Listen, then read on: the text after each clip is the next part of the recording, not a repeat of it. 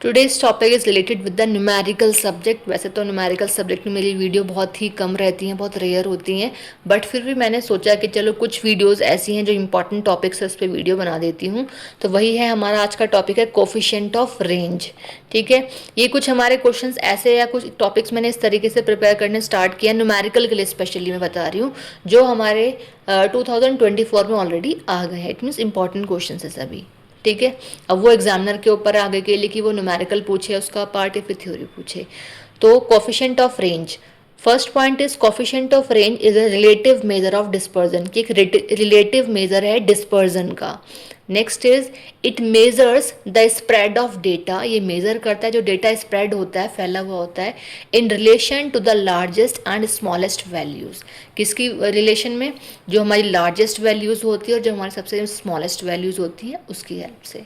Next is it is used to compare the variability of two और more data sets, कि जो coefficient of range है वो use होता है कंपेयर करने के लिए वेरिएबिलिटी में, जहाँ पे टू और मोर डेटा सेट्स होते हैं।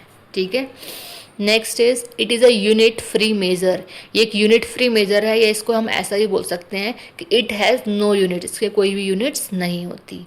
Next is it is based only on the largest and smallest values, कि जो हमारा कोफिशिएंट ऑफ रेंज होता है वो बेस्ड होता है लार्जेस्ट वैल्यूज़ और and as well as smallest values. मतलब मेन फोकस हमारा लार्जेस्ट वैल्यूज़ पे और स्मॉलेस्ट वैल्यूज़ पे होता है, उसके बेसिस पे ही हम इसको क्लियर कर सकते हैं, सॉल्व कर सकते हैं।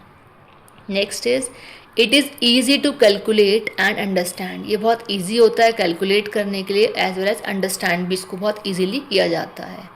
ठीक है, next is it is affected by extreme values, ये अफेक्ट करता है एक्सट्रीम वैल्यूज़ से।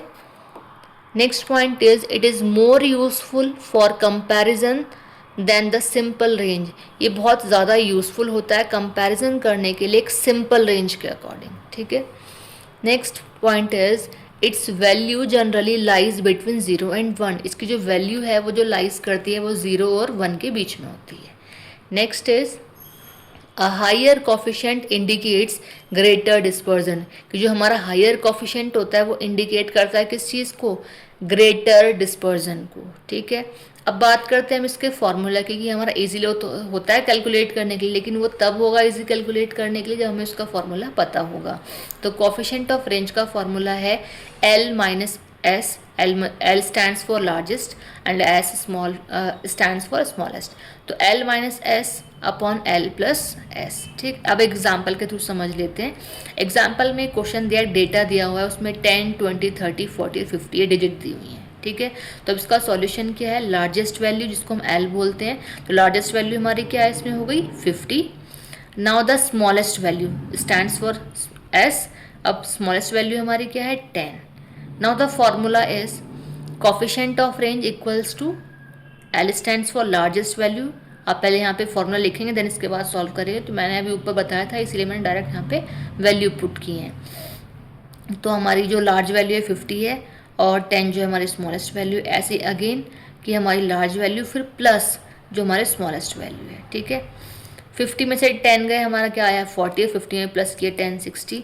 ठीक है, तो इसको भी आप अपॉन में लिख के तब सॉल्व कर सकते हैं। मैंने डायरेक्टली इसमें आंसर लिख दिया है 0.67 इसका आंसर। तो इस तरीके से हमें कोफिशिएंट ऑफ रेंज को सॉल्व करना है।